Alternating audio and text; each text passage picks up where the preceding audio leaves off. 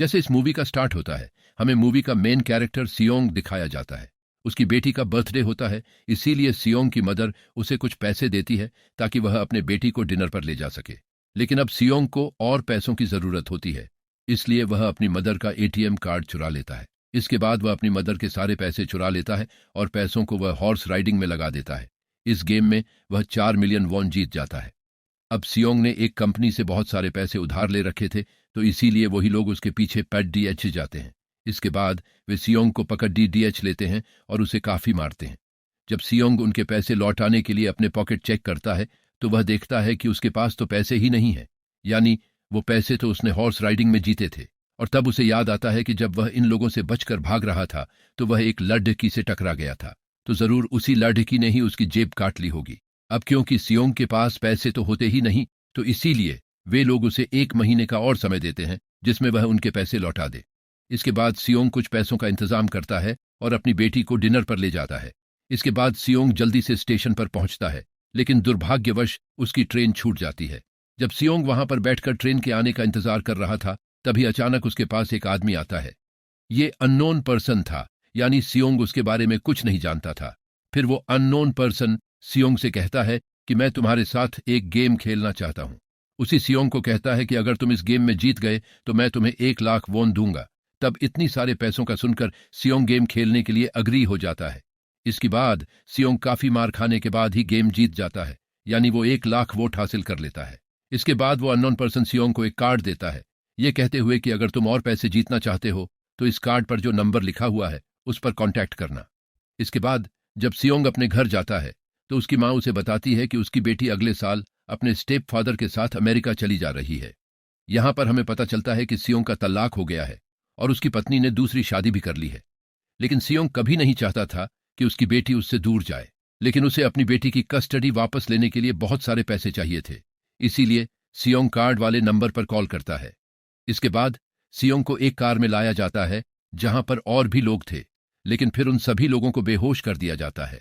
और जब उनकी आंखें खुलती हैं तो वे खुद को एक सुविधा में पाते हैं जहां कुल 456 लोग हैं।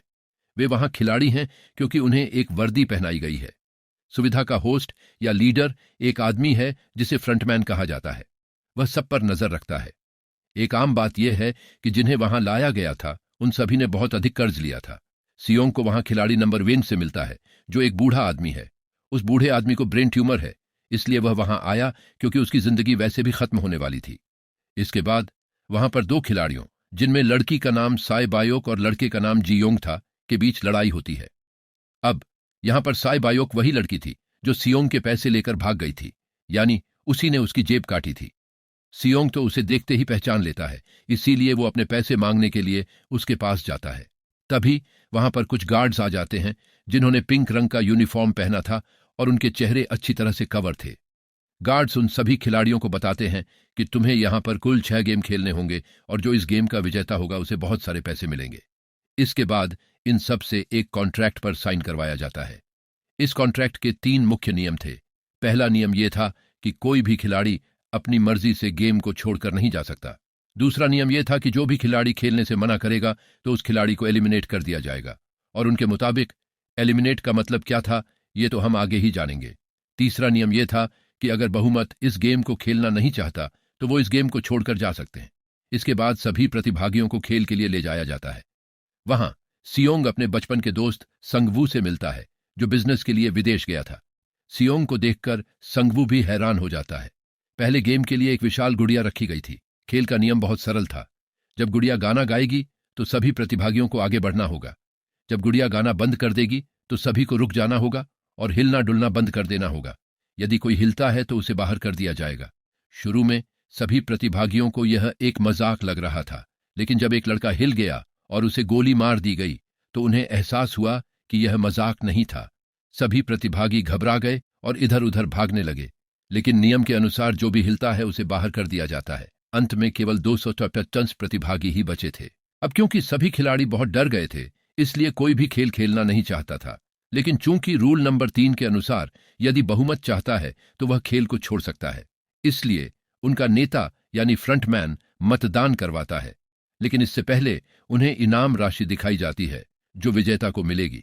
लेकिन यदि कोई खेल को छोड़कर चला जाता है तो ये सभी पैसे मृत खिलाड़ियों के परिवारों को मिल जाएंगे और यह इनाम राशि कुल $43,000 है। इसके बाद मतदान करवाया जाता है, जिसमें बहुमत इस खेल को खेलना नहीं चाहता था, इसलिए खेल को यहीं पर रोक दिया जाता है। लेकिन अगर कभी भविष्य में वे लोग चाहें तो वे इस खेल को फिर से शुरू कर सकते हैं।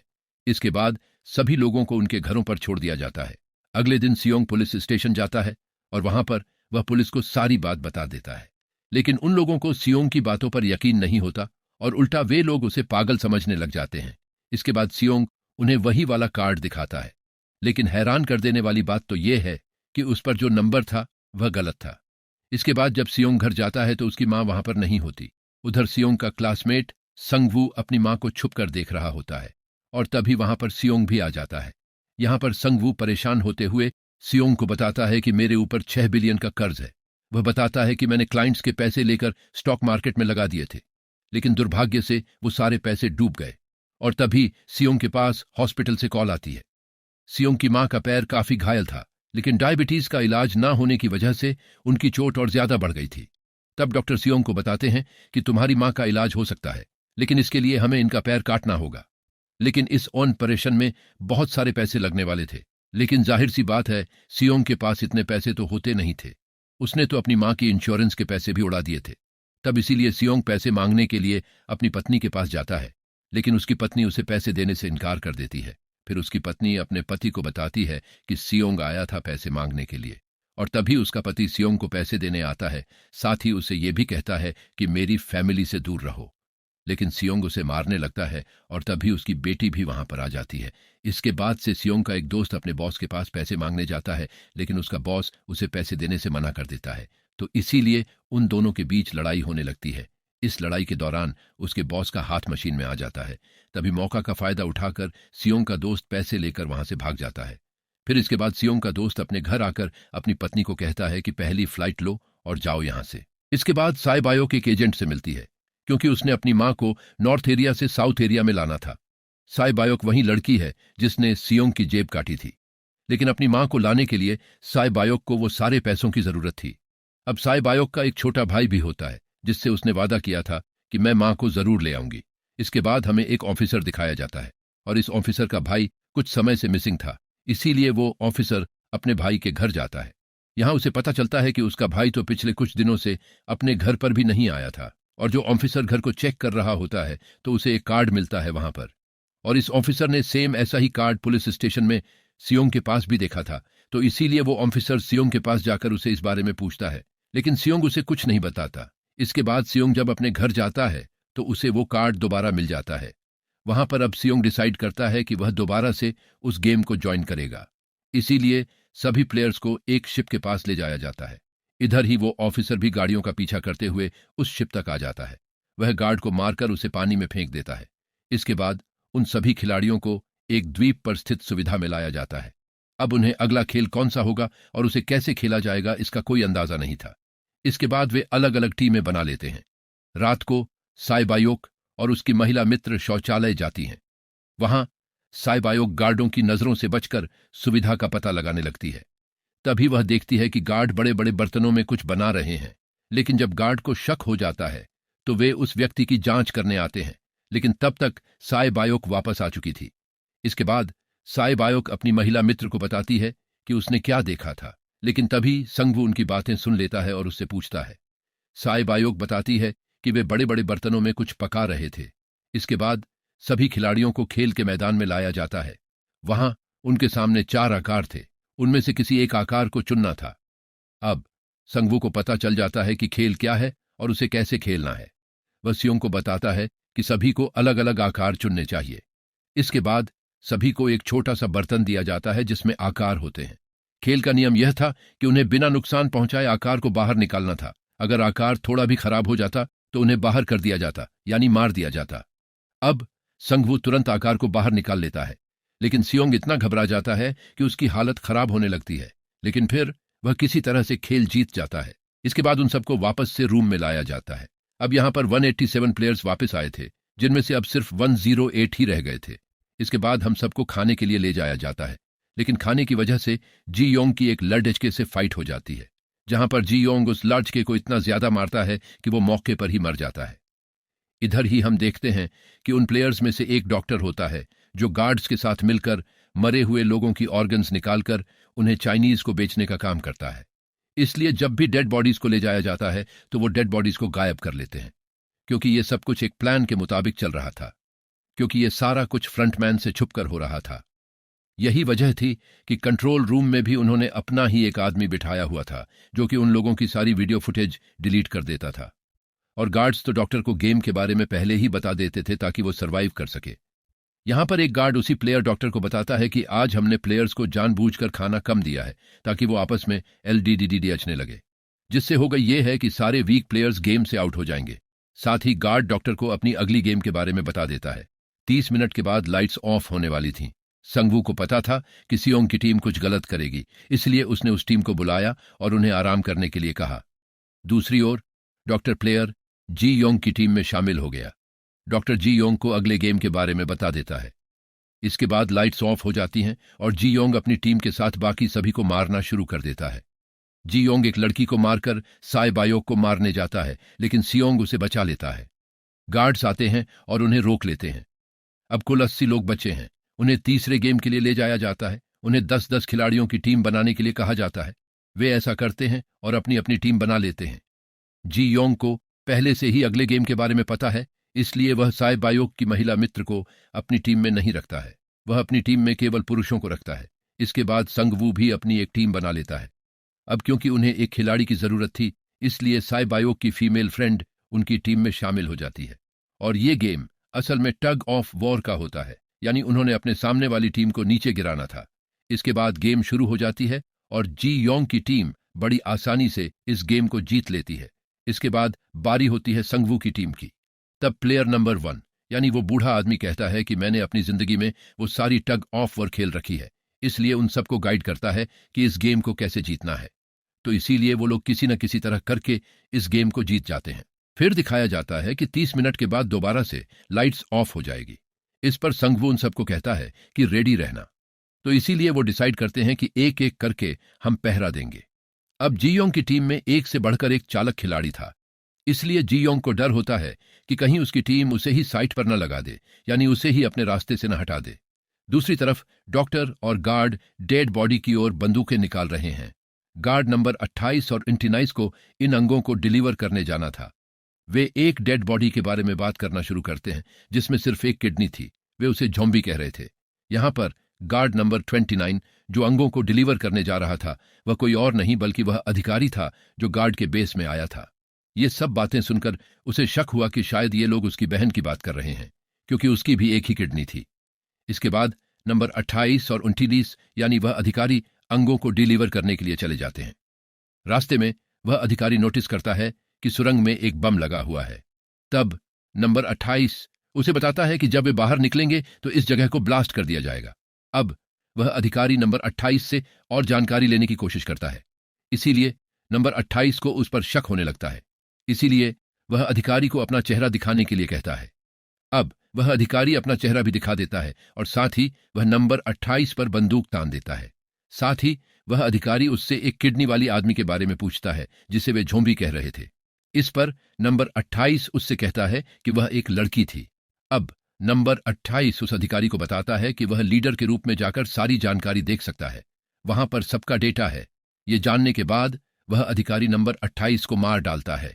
उधर वह डॉक्टर गार्ड से अगले गेम के बारे में पूछता है, लेकिन इस बार गार्ड्स को भी अगले गेम के बारे में पता नहीं होता है। इसीलिए डॉक्टर को गुस्सा आ जाता है और वह एक गार्ड को पकड़ लेता है। उनकी लड़ाई होने लगती है। इसी लड़ाई में डॉक्टर उस गार्ड को मारकर वहां से भाग जाता है। इसके बाद एक गार्ड भी उसका पीछा करता है और वो दोनों प्लेग्राउंड में आ जाते हैं। यहां पर गार्ड डॉक्टर को अपनी बातों में फंसाकर उसे मारने वाला होता है, लेकिन तभी लीडर इन्हें फ्रंटमैन आकर उसे मार डालता है और बाद में वो उस डॉक्टर को भी मार डालते हैं। साथ साथ इन्हीं वहीं पर नंबर 28 के डेड बॉडी भी मिल जाती है, जिससे इन्हें यह पता चल जाता है कि फैसिलिटीज में कोई घुस गया है। उधर है वो ऑफिसर लीडर इन फ्रंटमैन के रूम तक पहुंच जाता है, तो वो चेक करते करते एक ऐसे रूम में जाता है जहां पर सबके रिकॉर्ड थे। और जब वो ऑफिसर रिकॉर्ड चेक कर रहा होता है तो उसे सभी विनर्स की एक लिस्ट मिलती है जिसमें उसके भाई का भी नाम था, यानी वो भी कभी विनर था। उधर सभी प्लेयर्स को 4th गेम के लिए ले जाया जाता है, जहां पर उन सबको अपना अपना पार्टनर चुनने के लिए कहा जाता है। और वो प्लेयर्स करते भी ऐसा ही है, अपना अपना पार्टनर चुन लेते हैं। साई बायोक की फीमेल फ्रेंड भी अपना पार्टनर ढूंढने की कोशिश करती है, लेकिन कोई भी उसका पार्टनर बनने को तैयार ही नहीं था। इसके बाद सभी खिलाड़ियों को 10-10 मार्बल दिए जाते हैं। असल में यह खेल ऐसी होती है कि एक खिलाड़ी को अपने साथी से सारे मार्बल लेने होते हैं, बगैर कोई जोर जबरदस्ती किए, और जो दूसरा व्यक्ति होगा, यानी जिसके पास मार्बल नहीं होंगे, उसे मार दिया जाएगा। फिर संगवू और सियोंग का दोस्त ओ एंड और इवन का खेल खेलते हैं, जिसमें उन्होंने यह गैस करना था कि सामने वाले के हाथ में कितने मार्बल हैं। अब यहां पर सियोंग के दोस्त के सारे मार्बल जीत जाता है, जिसकी वजह से आखिर में संगवू के पास सिर्फ एक ही मार्बल बचता है। अब क्योंकि संगवू को पता चल चुका था कि अब वह बच नहीं पाएगा, इसीलिए वह सियोंग के दोस्त को अपनी बातों में फंसाकर उसे यकीन दिलाता है कि अगर हम में से कोई भी हार गया तो हारे हुए लोगों का मैच दोबारा करवाया जाएगा। अब यहां पर संगवू धोखे से सियोंग के दोस्त के सारे मार्बल बदल देता है। इसके बाद संगवू मार्बल लेकर गार्ड को दे देता है और वहां से बाहर चला जाता है। और जब सियोंग का दोस्त मार्बल चेक करता है तो वहां पर पत्थर होते हैं। दूसरी ओर खिलाड़ी नंबर 1 यानी उस बूढ़े आदमी की हालत खराब हो रही थी, इसीलिए वह तो इधर उधर घूम रहा था, लेकिन सियोंग किसी तरह उसे खेलने के लिए तैयार कर लेता है। अब यहां पर दोनों, मतलब वह बूढ़ा आदमी और सियोंग, इवन ऑड खेलते हैं, और अब इनमें से वह बूढ़ा आदमी सियोंग के सारे मार्बल्स जीत जाता है। लेकिन आखिरी राउंड में वह बूढ़ा आदमी भूल जाता है कि उसने क्या चुना था। तो यहां पर सियोंग उस बातों में फंसाकर उसके सारे मार्बल्स ले लेता है। लेकिन यकीन मानिए कि वह बूढ़ा आदमी काफी चालाक था। उसने एक मार्बल अपने पास ही रखा हुआ था और वह फिर से इधर उधर घूमने लगता है। अब यहां पर सियोंग रिक्वेस्ट करता है कि प्लीज मेरे साथ एक और गेम खेल लो ना। अभी यहां पर वह बूढ़ा आदमी कहता है कि मुझे पता है कि तुमने सारे मार्बल्स धोखे से लिए हैं मुझसे। वह कहता है कि मुझे सब पता था, बस मैं पागल बनने की एक्टिंग कर रहा था। तब ये सुनकर सियोंग को उस पर तरस आ जाता है और वो उसे ही सारे मार्बल्स दे देता है। इसके बाद साई बायोक और उसकी फीमेल फ्रेंड भी गेम खेल रही होती है। उनकी गेम ये होती है कि जो मार्बल्स को दीवार की ज्यादा करीब फेंकेगा वही जीतेगा। पहले साई बायोक अपने मार्बल्स फेंकती है, लेकिन जब साई बायोक की फ्रेंड की बारी आती है तो वो अपने सारे मार्बल्स फेंक देती है। लेकिन जब साई बायोक ये देख लेती है तो वो अपने फ्रेंड को दोबारा फेंकने के लिए कहती है। इस पर उसकी फ्रेंड कहती है कि नहीं साई बायोक, मैं बिल्कुल अकेली हूं, मेरे पीछे तो कोई भी नहीं है, लेकिन अगर तुम्हें कुछ हो गया तो ये अच्छी बात नहीं है। तुम्हारे पीछे तुम्हारा छोटा भाई है, तुम्हारा वेट कर रहा है वो, और इसी वजह से साई बायोक की फ्रेंड को मार दिया जाता है। इसके बाद सभी मृतकों की लाशों को हटा दिया जाता है। इसके बाद सभी खिलाड़ी उसी कमरे में वापस आ जाते हैं। जियोंग देखता है कि साई बायोक की दोस्त, जो अभी भी जीवित है, आराम से बैठी हुई है। अब हमें पता चलता है कि साई बायोक की दोस्त जियोंग की दोस्त है, लेकिन क्योंकि दोनों के बीच कुछ बात को लेकर तनाव है, इसलिए जियोंग की दोस्त उसे चिढ़ाने लगती है। इसके बाद फ्रंटमैन को एक मृतक के पास एक अधिकारी का आईडी कार्ड मिलता है। तब उसे पता चलता है कि सभी वीआईपी आ चुके हैं। फ्रंटमैन उन्हें लेने के लिए चला जाता है। फिर सभी वीआईपी को उनके कमरों में लाया जाता है। फ्रंटमैन वीआईपी के आने के बारे में एक अन्य व्यक्ति को बताता है। वह व्यक्ति मुख्य व्यक्ति होता है। हम आगे चलकर जानेंगे कि वह कौन है। अगले सभी को 5वें गेम के लिए लाया जाता है। वहां 1 से 16 तक के नंबर पढ़े जाते हैं। सभी खिलाड़ी अपना अपना नंबर चुन लेते हैं। नंबर का मतलब यह था कि जो भी नंबर एक खिलाड़ी पर आएगा उसकी बारी उसके मुताबिक आएगी। अंत में पहला और आखिरी नंबर रह जाता है, यानी 1 और 16। यहां सियोंग को यह तय करने में परेशानी होती है कि उसे कौन सा नंबर चुनना चाहिए। अगर उसने पहला नंबर लिया तो वह फंस जाएगा और मर जाएगा, क्योंकि उसे नहीं पता कि गेम कैसे खेला जाता है। अगर उसने आखिरी नंबर लिया तो हो सकता है कि उसकी बारी ही ना आए और समय कम हो जाए। तभी एक आदमी आता है और सियोंग से कहता है कि उसे पहला नंबर चाहिए, क्योंकि वह अपनी जिंदगी में कभी भी पहले नंबर पर नहीं आया। जिसके बाद उन्हें गेमिंग रूम में लाया जाता है। अब इस गेम का नियम यह होता है कि दिए हुए समय में उन्हें पुल की दूसरी साइड पर जाना है। इसके बीच में 2 तरह के ग्लास लगे होते हैं। एक तो होता है आम ग्लास और एक होता है टेम्पर्ड ग्लास। आम ग्लास पर पैर रखते ही वह टूट जाएगा और वे लोग नीचे गिर जाएंगे। इसके बाद गेम शुरू हो जाता है और वे लोग एक एक करके मरने लगते हैं।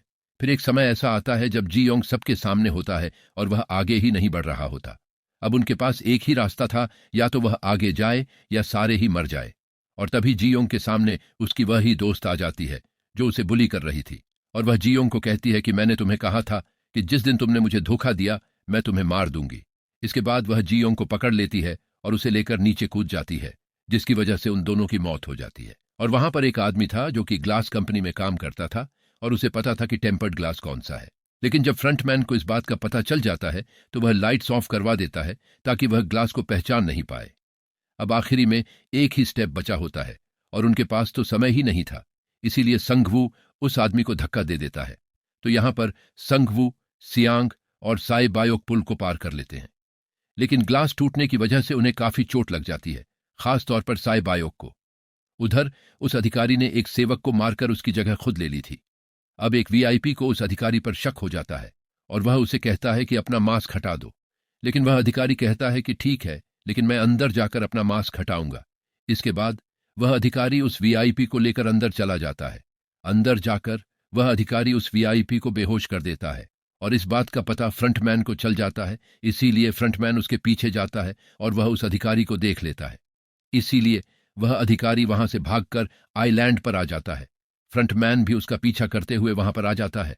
अब वहां पर वह अधिकारी अपने सीनियर्स को कॉल करने की कोशिश करता है, लेकिन कॉल कट हो जाती है।